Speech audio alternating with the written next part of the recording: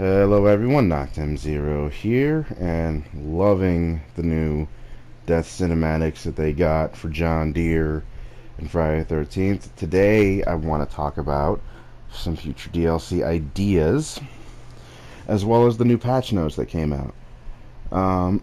Okay, so first off, patch 1.9 came out.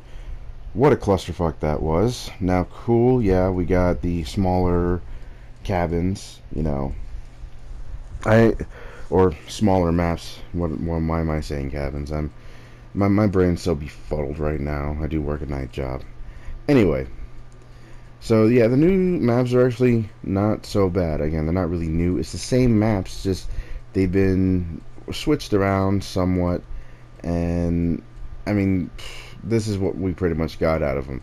Just smaller maps. Jason finds you a bit faster. Obviously, you can't really swim in the water much, so they removed the escape routes. They changed the locations where the cars are at. So yeah, a lot's changed, but you can still escape. Now, 1.9 screwed up at first because environmental kills, they weren't working for shit. There was a hidden door in Packanack. What else? What else? Oh yeah, and they added the stupid hit X to break the window as Jason. I thought that was dumb. Good thing is though is that they got rid of the team kills, so no more of that, thank goodness, because I was really getting tired of people shooting me whenever Jason grabbed me. So, but patch 1.10 came out earlier today, and the items are as follows. Uh, they fixed the matchmaking, which is fine because I noticed there was a network issue when trying to play. They fixed frame rate, which is again something that I was dealing with, especially playing as Jason, and on small maps. I never encountered the issue right here where it says they fixed the phone box being blocked. Never had the issue, so I guess some players were having some issues, but I feel like it has something to do with how the matchmakings and stuff were working. Various localization issues, so again, all online. Fixed Jason's window breaking animation and it not doing damage to counselors. I really hope the animation's faster than breaking down the door, or I hope they remove the stupid hit the X button and you just whack it and they're broke. I don't know. Hoping. Let's see. Badges disappearing. Didn't see that problem, and they apparently weren't in English at some point. Tree spawning in the middle of a cabin. I would have loved to have seen that. That would have been hilarious, especially using that against Jason, maybe. Let's see. Various kills that would not trigger in the environment. There was a lot of those. They say that it was maybe one or two, but no, there was a lot of those. You couldn't smash someone against the wall. Couldn't use the fire pit to jam the fucking shish kebab down someone's throat. There was a number of issues. I couldn't even hang people with the coat hanger. So yeah, that was stupid. And of course the Findor Packanack was fixed, which actually I did witness that. I thought that was funny. With the new patch notes, though, they came out with new glitches as well. Like if you're in the cabin and what's it called in Crystal Lake, you can just use the crouch button to hide on top of the shelf or whatever, which I find it weird how Jason sometimes never notices if anyone uses it. I personally don't like any glitches at all in this game. It's certainly a game killer, and that's why I'm glad that they're concentrating on those issues and fixing them as best they can, because seriously, it's such a pain in the ass. Now, for future DLC and future things to come out, they already talking about maps, new kills, and all that stuff. I haven't seen any new kills, but looking forward to what they're going to be releasing. But as for maps, I still think it's kind of interesting that some places were talking about bringing Litchfield from Orange is the New Black. I don't really care if it's Litchfield per se, but a freaking prison environment would be awesome, even though they never had that. Though, if they did a prison environment, it would be a nice throwback to another horror movie, Maniac Cop. I think it was like the third one where it dealt with the prison. And then, let's see, other maps. I mean, everyone says they want the spaceship from Jason X, but I'm going to tell you right now, if they do something that enclosed, I mean, a prison, for one thing, is enclosed, but at least it has much wider areas and an outdoor area. In space, you're only inside, and I feel like the survivors that you play as will have more of an advantage over Jason than Jason having an advantage over you. Because, for one, his shift ability, he can't go through walls. So that right there already fucks it up. Secondly, I don't see Jason really breaking down metal doors as he is now. I mean, Uber Jason, sure, but regular Jason, he did you see him break doors or anything in as he was his regular version self, whatever? I didn't see that. Anyway, um, so what other? Oh, of course, the town in Friday the 13th Part 4. I still would like to see that done. Um, and then there's oh god, what else? Shit. Oh, a mental asylum, like they had in Part 5. I mean, who knows? You can find Tommy Jarvis's room, and there might actually be some cool little Easter eggs they throw out in there. Another thing is that I would like to see Pamela Voorhees, but because Dead by Daylight is so far ahead in terms of content, I mean, I find it fun to play as Michael Myers as well as Laurie Strode, going to Haddonfield, running around in a small town. Oh my god, it adds so much to that game already. It's fun. Now, for this, I mean, I want to see more killers, or at least more styles of Jason. Now, I did hear they are going to remove Retro Jason and separate it and make it its own skin. So that right there will be interesting to see how they do that.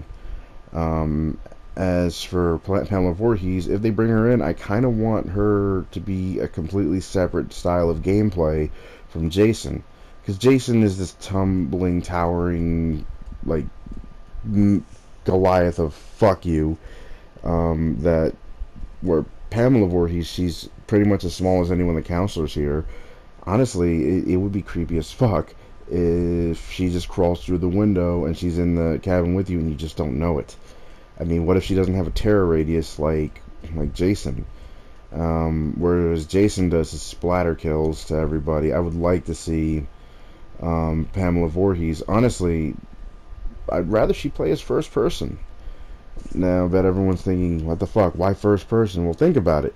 The original Friday the 13th, she killed everybody in the first person view. We only got her perspective in every one of her kills. So, I mean, that would be awesome. I mean, really, for one, it makes it even creepier. I mean, you as a player, I mean, oh my god, you'll just definitely have fun with that, just being able to stalk everybody. I mean, I feel like her stalk ability would trump Jason's in a lot of ways, because yeah, he's sneaky, but once you know he's in the area, it's like, I mean, fucking run if you can.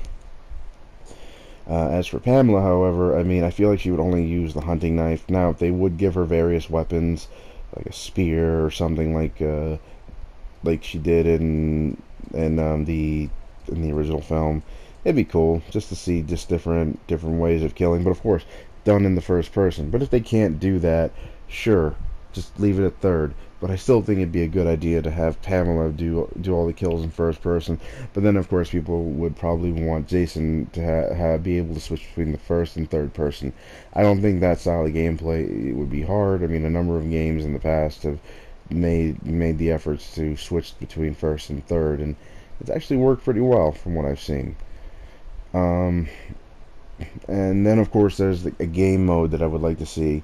Uh, I went back and played a bit of the SNES, I mean, no, not SNES, the NES version of Friday the 13th. A friend of mine has it, and when playing it, I'm like, huh, this is kind of cool to like have AI controlled counselors trapped inside cabins, and you play as a counselor in Friday the 13th, the modern day game, and going in, freeing them from the cabin, and leading them to safety or some shit. Like, why not bring that sort of gameplay? You know, you light the fireplace to, I guess, light the way or something, and at the same time, You rescue trapped counselors who are trying to hide from Jason, and at the same time you're fighting against a player-controlled Jason as well, who's going to these cabins and killing all the counselors inside them. I mean, the way I would like this hero mode to work is that you play as three player-controlled heroes. You got Tommy Jarvis, of course, then you got Clay from the 2009, 8, whatever, Friday the 13th, and then you got John Deere. Each one of them decked out with their own specific weapons. John Deere, as a joke, would get the machete. Clay, I guess, give him the flare gun because they really haven't done anything with other weapons beyond the flare gun and the shotgun for ranged weapons. And I guess, yeah, of course, leave Tommy as is. But the catch for the hero characters is that they each have a med kit, combat knife, or pocket knife, sorry, and firecrackers. That way, each one of them has their form of defense against whatever Jason they're going up against. And of course, you just have to get to the cabin, reassure the counselors that you'll bring them to safety, and you bring them to safety. Like, you have to pretty much protect them, and it's I kind of thought of this just on a whim, and I kept thinking, you know, that actually wouldn't be a bad way of playing. Actually, another game I play that has something is White Noise 2, which is on the Xbox, and it's fucking awesome. Now, you're not guiding anybody, but pretty much every time the monster shows up, you have to flash your light to back him off. Now, of course, there's no way to make Jason back off, because once he sees you, he's going to make sure he fucking wrecks your day. So I'm just saying, as in terms of a game mode where it's similar to the NES game, and but brought into this, I think a hero mode would actually work. I mean, for one, it would limit to four players. One is Jason, three is the heroes, and I don't know. I just think it would work. I think it would be really fun to see how people react in trying to save AI-controlled counselors. And oh, another thing they should add, because they rearranged stuff the way they did in the small map stuff. I saw and I thought, well, if you guys can't even make new maps for right now, you're just refurbishing some of the old ones. Give us a level editor or something.